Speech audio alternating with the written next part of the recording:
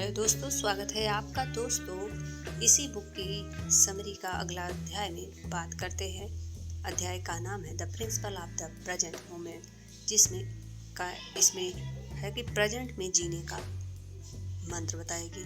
Present moment में जीना एक जानी मानी सलाह है, लेकिन इसे बहुत कम लोग अपनाते हैं। अपने पास्ट एक्सपीरियंस को समझे बिना आप प्रेजेंट में नहीं रह सकते।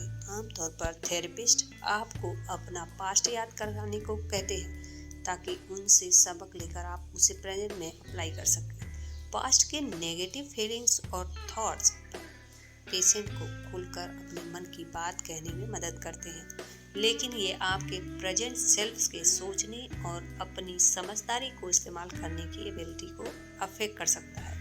इसका नतीजा ये होता है कि आपकी लाइफ की क्वालिटी बढ़ने के बजाय घटने लगती है। वहीं पास्ट को दोबारा एक्सपीरियंस करने का अल्टरनेट रिजल्ट है एक इंसान के तौर पर ग्रो करना। दर्द भरे थॉट्स और यादें शायद आपको थोड़ा परेशान करेंगे, लेकिन पास्ट में इन सारे चैलेंजेस से बाहर निकलने के बाद आपको प्रेजेंट में कॉन्फिडेंस देगा कि आप फिर से उन्हें एफिशिएंटली हैंडल कर सकते हैं।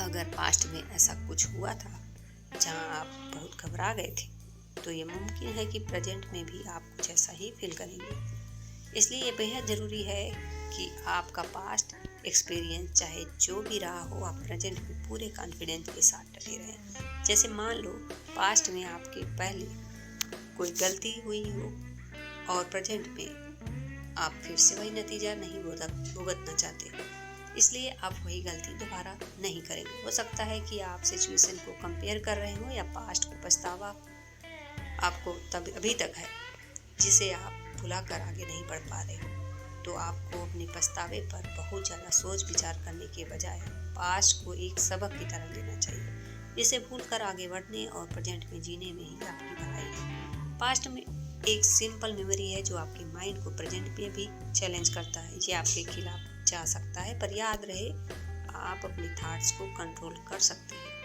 आप ये डिसाइड कर सकते हैं कि कौन से थॉट को इम्पोर्टेंस देनी है और कौन से थॉट्स को अनदेखा करना है। इसलिए पास्ट की नेगेटिविटी पर पछताना आपके खुद के हाथ में है। अपने पास्ट की मेमोरी को की तरह लो जिन्हें आप मैनेज कर सकते हो। ये सच है कि जो आप आज हो अपनी कल की वजह से हो, लेकिन सेम सिचुएशन आपको कुछ पल रोकने और ये समझने का मौका देती है कि चीज़ें अब पहले से ऐसी नहीं रही। चाहे आपको सिचुएशन सेम लगे, लेकिन रिसोर्सेज की अवेलेबिलिटी और आपके जीने का तरीका अब अलग है। इसलिए आप हमेशा अपने पास्ट को कंपेयर और उसका यूज नहीं कर सकते। आपका पास्ट आपके लिए सिर्फ एक लेसन की तरह है जो आपको गाइड करता रहेगा, लेकिन उन पर बहुत ज़्यादा डिपेंडेंट होने की ज़रूरत नहीं है, क्योंकि ऐसा करने से आप ये भूल सकते हैं कि आपकी प्रेजेंट सिचुएशन पास्ट वाली सिचुएशन से काफ़ी अलग है। इस फर्क को जानने के बाद बारी आती है अपने माइंड को रीडायरेक्ट करने की और प्रेजेंट पर ध्यान देने की। आपके पास जो भी है उस पर ध्यान दो, क्योंकि आप बीता हुआ वक्त लौटा नहीं सकते। हमने यहाँ हर हाल में खुश रहने के 5 प्रिंसिपल डिस्कस किए। अगले चैप्टर्स में हम सीखेंगे कि इन प्रिंसिपल को अपनी डेली लाइफ में अप्लाई कैसे करना है।